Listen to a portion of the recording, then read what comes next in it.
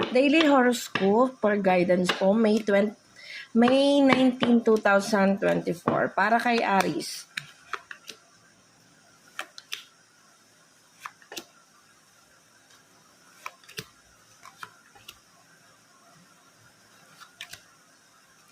So, Aries ngayon, mukhang prosigido naman tayo sa mga gagawin natin, ano? May pakikipag-ugnayan ngayon na may pagkakasundo. Humaharap si lovers. So, yung may mga ngayon, karelasyon. So, papokus kayo, Aries, sa ano nyo, sa love life, sa pakikipag-ugnayan sa ibang tao. Nakita ko naman dito, desidido kayo, lalo na pagdating sa pera at saka sa love life. So, yung mga gagawin nyo ngayon, Aries, matatapos yan. May guided naman ni universe. Kaya lang medyo mag-ingat ng konti sa paggastos natin, Aries, ha?